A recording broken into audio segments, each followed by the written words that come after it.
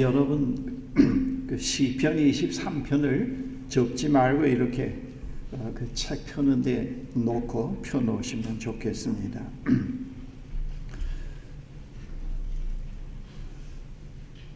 제가 신학교 졸업한 때 몇 가지 존재론적인 질문이 있었습니다. 그 중에 하나가 내가 신학교를 졸업한 후에 어떤 목사상이 되어 갈 것인가 하는 물음이었습니다. 그 후에 목사로서 삶의 연륜이 더해가면서 제가 알게 된 것은 저의 그러한 존재론적 물음은 제가 이해하고 또 마음에 간직하고 있는 하나님 상과 깊은 관련이 있다는 것을 알게 되었습니다. 시편 23편에는 두 개의 하나님의 상이 묘사되어 있습니다. 하나는 선한 목자로서 하나님, 다른 하나는 나그네를 친절하게 대접하는 집주인의 상으로서 하나님이 그려져 있습니다. 시의 도입이 여호와는 나의 목자시니 내게 부족함이 없으리로라 라고 시작이 됩니다. 시에서 이스라엘 백성을 양으로 그리고 하나님을 선한 목자로 묘사하고 있습니다. 옛날 팔레스타인 지방에서 양떼를 먹이기 위해서 목초지를 찾아 마을에서 쉼과 보호로부터 멀리 떠나 장기간 광야의 여행길에 목자들이 오르곤 했습니다. 인적이 없이 넓은 공간에서 목자와 양떼는 철저히 고립되어 있곤 했습니다. 거기에는 강도, 야생 동물, 뱀, 갑작스러운 모래 폭풍, 식수의 부족, 언제 굴러올지 모를 바위와 용광로와 같은 무더위는 가장 위협적인 요소들이 되곤 했습니다. 그러한 상황에서 양에게 최소한의 필수품은 음식, 마실 물, 안전, 길을 잃었을 때의 구조, 맹수의 위협으로부터의 보호, 머무를 수 있는 장소였습니다. 이러한 필수품은 양 스스로 해결할 수 없었습니다. 이러한 기본적인 것들은 목자를 통해서만 해결될 수 있는 것들이었습니다. 시에 여호와는 나의 목자시니 내게 부족함이 없다라고 하는 말은 그러한 사실을 의미합니다.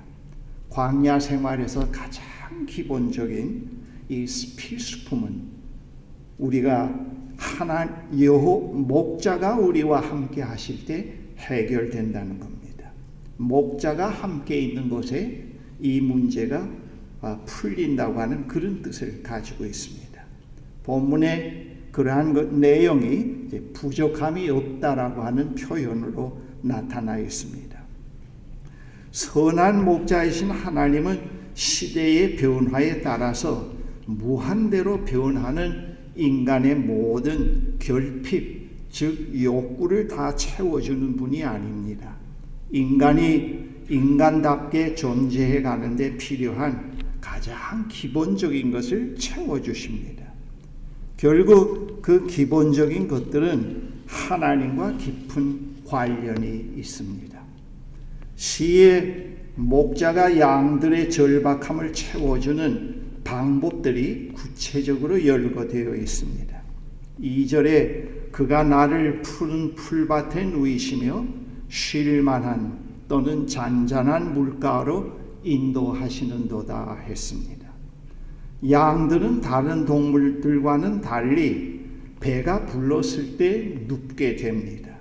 배가 고프거나 목이 마를 때 주위에 맹수의 위협이 있을 때에는 불안해하면서 갈팡질팡하게 됩니다.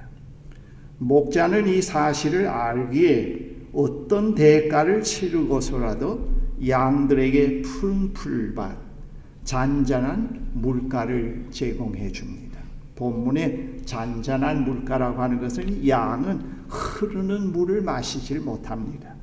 그래서 언제나 그 흐르는 물이 한 웅덩이에 모여서 잔잔해서 양이 먹을 수 있도록 목자가 마련해 주곤 합니다. 외부의 모든 위협으로부터 자유로워진 상태에서 최고의 음식과 양들이 자신 있게 마실 수 있는 잔잔한 물로 만족을 얻은 양들은 섭취한 풀을 소화시키기 위해서 마침내 자리를 잡고 눕게 됩니다. 시에서 하나님의 세심한 배려와 보호를 그러한 목자의 행동으로 묘사하고 있습니다. 시인의 삶은 분명 폭풍처럼 파란만장했지만은 그에게는 모든 시련 가운데서 쉼, 안식, 그리고 평안을 누릴 수 있는 푸른 풀밭, 잔잔한 물가가 있었는데 그것은 바로 하나님께로부터 제공된 것이라는 것을 여기서 말씀합니다. 시편은 계속해서 이렇게 말씀합니다. 내 영혼을 소생시키시고 자기 이름을 위하여 의의 길로 인도하시는도다. 목자는 양떼를 뒤에서 몰아가지 않고 목자가 앞서가면서 양떼를 인도해 갑니다. 때때로 피리를 불면서 그 피리 소리를 듣고 양떼가 따라가곤 합니다.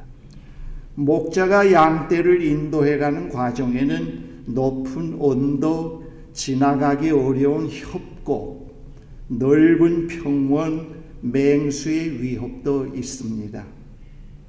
때로 양들 가운데는 목자가 인도해가는 길을 벗어나서 홀로 다른 길로 가다가 계곡에 떨어지거나 숲속에서 길을 잃어버리는 경우도 있습니다. 그러한 경우 목자는 양떼를 놓아두고 잃어버린 한 마리 양을 찾아 나서곤 합니다. 깊은 계곡에서 울부짖는 양의 목소리를 듣고 목자는 찾아가서 양을 구출해서 어깨에 메고 양떼들이 있는 곳으로 데려다 놓곤 합니다. 목자에게는 양떼 전체도 중요하지만 잃어버린 한 마리의 양이 더 소중합니다. 목자가 양떼를 푸른 초원, 잔잔한 물가로 인도해서 그것에서 쉼을 갖게 한 다음 목자는 그가 의도하는 다음 과정으로 인도해 갑니다. 대부분의 양들은 목자가 인도하는 길을 잘 따릅니다마는 때때로 무리에서 이탈하는 양도 있곤 합니다. 목자는 이탈한 양을 버리고 가지 않고 찾아서 양떼에게 데려다 놓아서 다시 소생함을 얻게 해서 다른 양들과 함께 목자의 의도를 따르게 합니다. 선한 목자는 자신의 양떼를 자신의 이름을 위하여 옳은 길로 이끕니다. 선한 목자는 자신의 양을 버리는 법이 없습니다. 시에서 목자의 그러한 깊은 의도를 내 영혼을 소생시키시고 자기 이름을 위하여 의의 길로 인도하는도다라는 말로 표현되어 있습니다. 우리의 일상에 늘 함께 하시는 선한 목자이신 하나님은 그분이 인도하는 길을 잃어버리지 않고 잘 따르도록 하며 비록 길을 이탈하여 다른 길로 가더라도 찾아내서 다시 제자리에서 목자의 인도를 따르게 합니다. 그 다음 목자의 행동을 묘사하는 시가 다시 이렇게 계속이 됩니다. 내가 사망의 음침한 골짜기로 다닐지라도 해를 두려워하지 않을 것은 주께서 나와 함께 하시니라. 주의 지팡이와 막대기가 나를 안위하시나이다. 4절입니다. 목자가 양들을 인도해 가는 길은 쉬운 길이 아닙니다. 하지만 거기에는 목자의 사랑의 배려, 구출, 보호가 있곤 합니다. 목자는 어떤 경우든 자기 양들을 포기하지 않습니다. 시의 사망의 음침한 골짜기가 어떤 것임을 잘 표현해 놓은 글이 있습니다. 젊을 때 목동 출신으로 살다가 후에 신학을 하고 유명한 신학자가 된 크리 코리안이라고 하는 사람이 있는데, 이 사람의 글 가운데 이런 글이 있습니다. 예루살렘에서 여리고 길 남쪽에 있는 계곡을 이렇게 묘사를 했습니다. 팔레스타인에는 실제로 죽음의 그림자가 드리운 계곡이 있고 모든 목자들이 이것을 알고 있다. 나는 이 코리안입니다. 운 좋게도 이 계곡을 최소 한 번은 무사히 지나본 경험을 가지고 있다. 매우 비좁은 이 협곡은 산맥을 통해 연결되어 있는데 뾰죽뾰죽 찢겨진 바위들 사이로 표호하는 듯한 강한 물줄기가 종종 형성되곤 한다. 물줄기는 인상 찌푸린 스핑크스 같은 흉벽으로 돌출된 가파른 절벽에 깊고 비좁은 협곡으로 돌진했다. 협곡의 작은 벽은 마치 대성당 측벽처럼 세워져 있었다. 계곡 길이는 약 8m 정도지만은 바닥의 가장 넓은 부분은 고작 3.7m 정도였다. 딱딱한 바위 위의 길은 너무 비좁아서 위험을 만난 양이 방향을 바꾸기란 거의 불가능하다. 계곡 곳곳에는 2.1 내지 2.4m 되는 작은 협곡들이 침식되어 있다 그랬습니다. 그 다음에 시리아의 람사라고 하는 유명한 기독교 지도자가 있었는데 그 지도자의 글을 또 한번 소개를 하겠습니다. 역시 이 사망의 골짜기를 얘기한 내용인데요. 죽음의 그림자 골짜기란 어두운 그림자가 있고 깊은 협곡들이 있는 산 사이로 바람이 부는 길들을 말한다.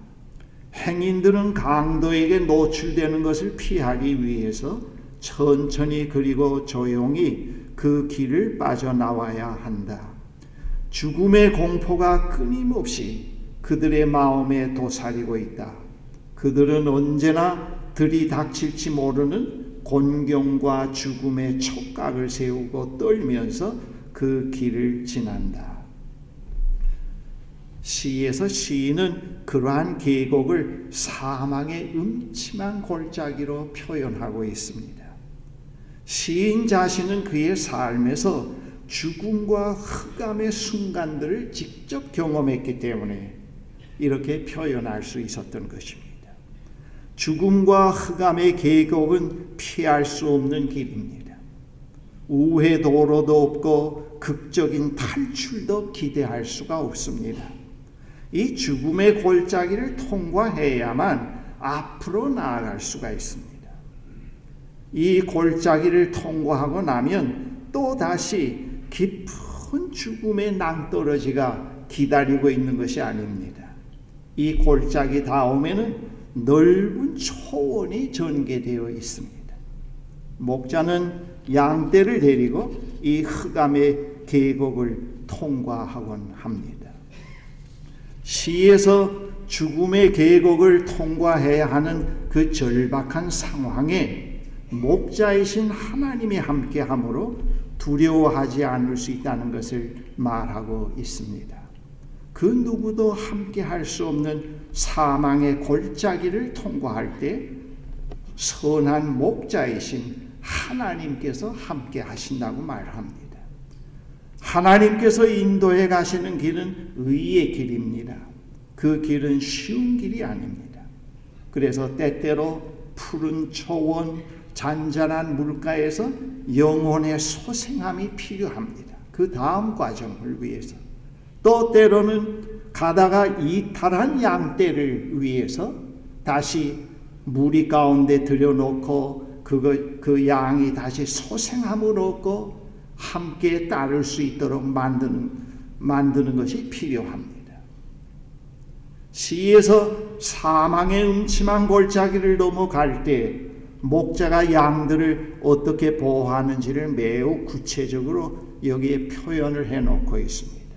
어떻게 그 목자가 양의 위기 속에 직접으로 뛰어들어서 개입하고 행동하는지를 지팡이와 막대기로 보호한다고 하고 있습니다.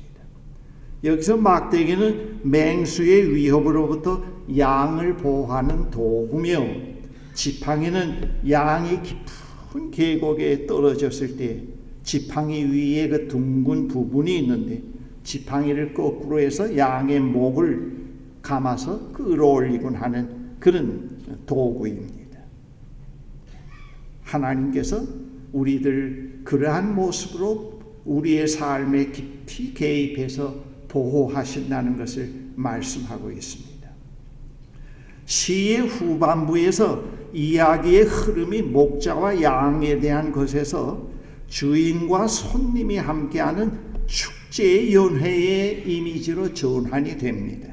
5절에 주께서 내 원수의 목전에서 내게 상을 차려주시고 기름을 내 머리에 부으셨으니 내 잔이 넘치나이다.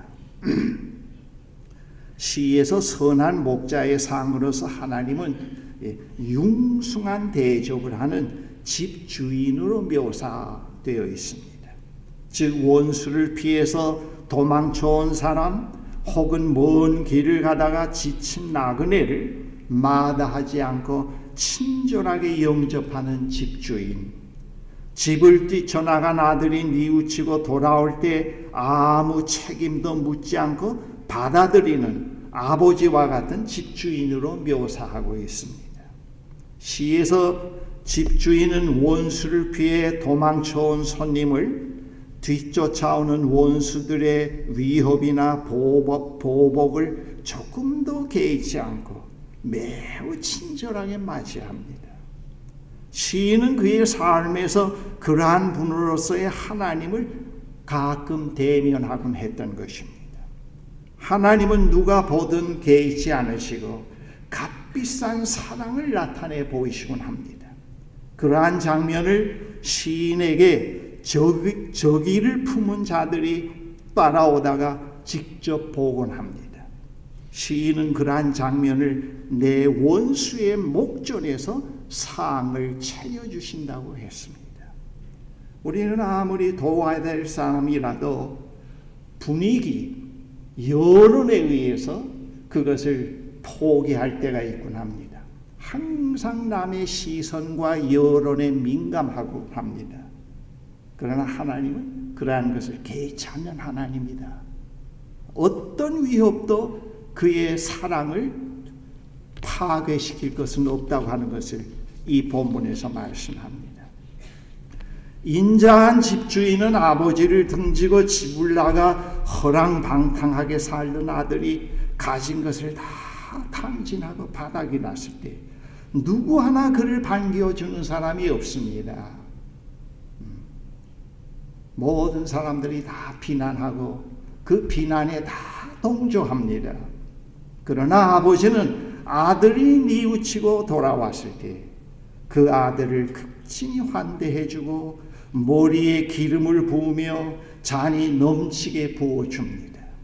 이러한 표현은 누구의 시선이나 비난의 말도 개의치 않으시고 그에게 오는 자를 거절하지 않으시고 존귀하게 대해주시는 하나님의 사랑을 우리에게 말하고 있습니다. 대제 공동체를 창설한 로제 수사는 2차 대전 때 나치를 피해 도망쳐온 유대인들을 숨겨주고 그들을 위해 거처와 음식을 마련해 주곤 하였습니다.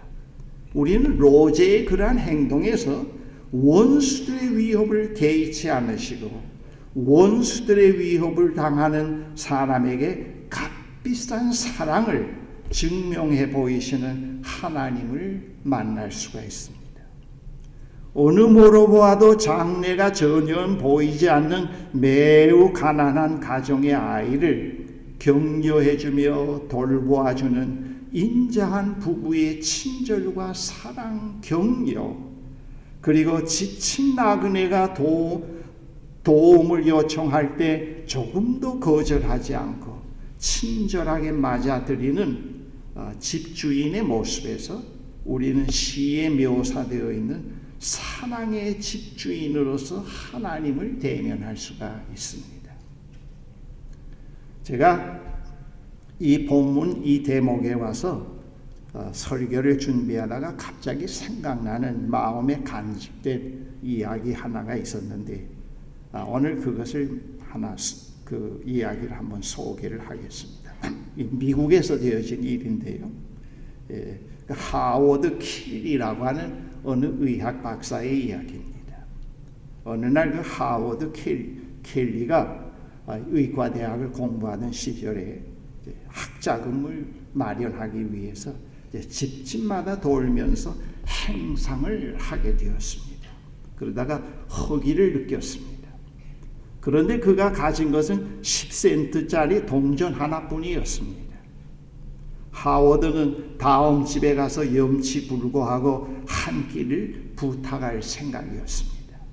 그러나 막상 그 집에 도달해서 문을 두드리니까 아름다운 소녀가 나타났습니다. 하워드는 용기를 잃었습니다. 그는 끼니 대신에 물 한 잔을 달라고 부탁했습니다. 그러자 소녀는 그가 배고파 보인다고 생각하는 큰 컵으로 우유 한 잔을 가져왔습니다. 하워드는 우유를 천천히 마시고 나서 정말 잘 먹었습니다 라고 소녀에게 깍듯이 인사를 했습니다. 그리고 이렇게 말했습니다. 내가 가진 것은 없지만 조금이라도 드리고 싶습니다. 그때 소녀는 주실 필요 없어요. 어머니가 친절을 베푼 후에 보상을 받지 말라고 가르쳤어요 했습니다. 하워드는 진심으로 감사합니다 라고 그렇게 말한 후에 집을 떠났습니다.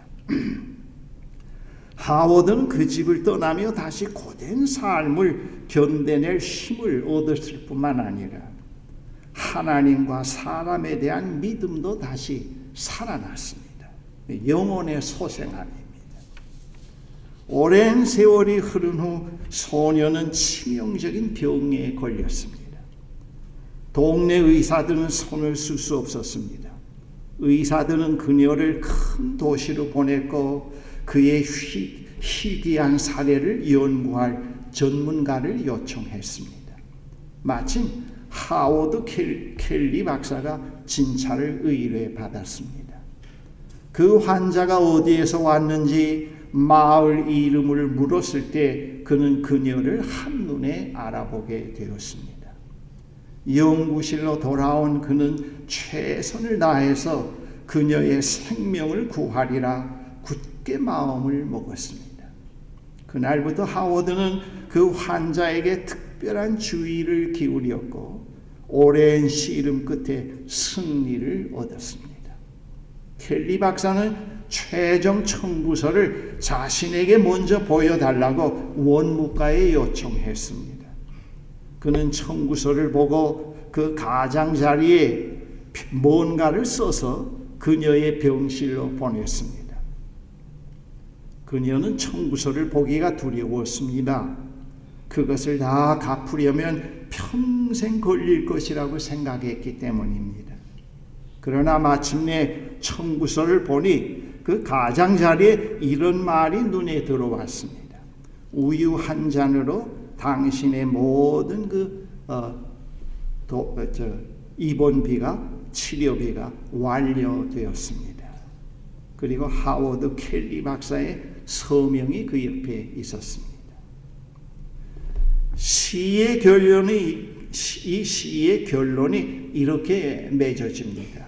6절에 내 평생의 선하심과 인자하심이 반드시 나를 따르리니 내가 여호와의 집에 영원히 살리로다 그랬습니다. 양들의 움직임에는 반드시 목자의 인도함이 따르게 되어 있습니다. 선한 목자의 인도함이 반드시 수반됩니다. 목자의 인도함이 함께하지 않고는 양들은 살아갈 수 없습니다. 목자와 함께 움직이는 양들에게는 푸른 풀밭, 잔잔한 물가, 편히 쉴 수 있는 안정된 장소가 있고 위험한 협곡에도 맹수들의 위협에도 목자가 함께 거하게 됩니다. 이것을 바로 이 시에서는 선하심과 인자하심이 함께한다고 표현을 하고 있습니다. 시인의 생은 홀로 외롭게 생의 여정을 걷는 나그네 길이 아니었습니다. 그가 생전에 필요한 것들을 공급해 주시는 선한 목자이신 하나님의 돌보심, 어떤 위협이나 비방에도 개의치 않으시고 시인에게 자비를 베푸시는 주인으로서 사랑의 하나님이 함께 했다고 하는 사실을 그는 깊이 알고 있었던 것입니다. 그래서 이 시를 쓸 수가 있었습니다.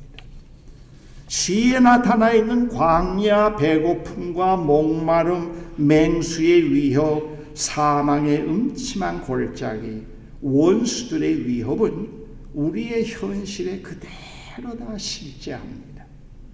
그렇지만 우리에게는 선한 목자이신 하나님, 우리를 극진히 맞아주시는 인자한 집주인 하나님이 계십니다. 고달프고 험난한 인생의 여정이지만은 우리에게는 영혼의 소생함을 얻고 의의 길을 끝까지 걸어갈 수 있는 푸른 풀밭, 잔잔한 물가가 있습니다.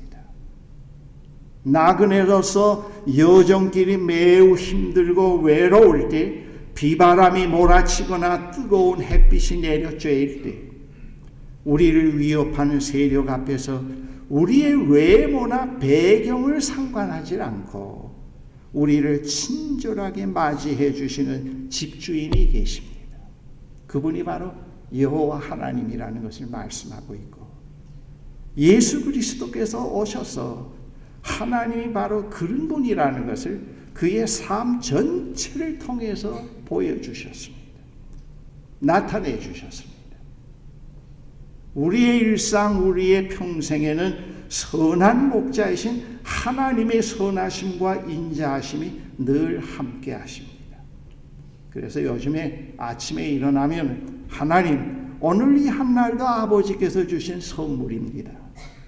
이 선물에는 때때로 져야 할 짐이 있고 극복해야 될 것이 있고 포기해야 될 것도 있고 기분 좋은 일도 있고 누구를 만나서 대접받을 일도 있습니다.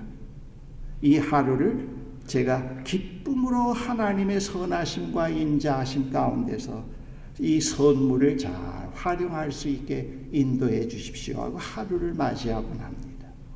제가 저 자신을 이렇게 볼 때 그래도 이 정도의 건강, 이 정도의 모습으로 이 자리에 설 수 있다고 하는 이 자체가 그동안 하나님의 선하심과 인자하심이 아니었다고 하면은 그 배후에, 그리고 그 많은 문제가 있는 가운데서도 푸른 풀과 잔잔한 시냇가와 같은 그런 곳에서 영혼의 소생함이 있는 그런 숨어진 어떠한 것, 제3의 공간의 삶이 없었다고 하면 오늘 나의 이 모습이 가능했을까?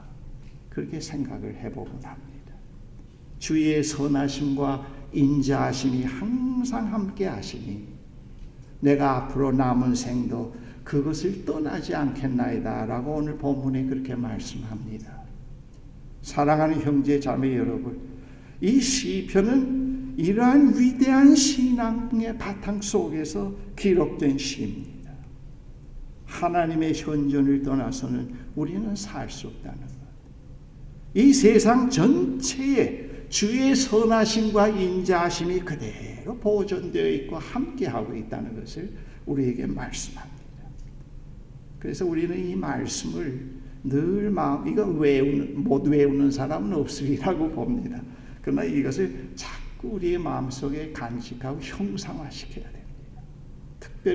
특별히 여러분 밤에 잠이 안 올 때 조용히 정주하고 앉아서 어깨에 전신의 힘을 빼고 조용히 크게 심호흡을 복식호흡을 하면서 이 본문을 차곡차곡 외워갈 때 선하신 목자이신 하나님, 집주인과 같은 그런 융숭한 대접으로 우리를 맞이하시는 하나님이 살아계시는 분으로 다가오곤 합니다. 그리고 다시 잠자리에 누울 수가 있습니다. 여러분, 우리가 하나님을 믿는 것은 배고픈 목마른 맹수의 위협, 사망의 음침한 골짜기, 원수들의 위협을 면제받으려고 믿는 건 아닙니다. 하나님은 그렇게 해주시질 않습니다. 우리는 그것을 벗어날 수가 없습니다. 우리의 현실이 그러한 현실이니까요. 그러나 우리에게는 신비스러운 제 삶의 공간이 있습니다.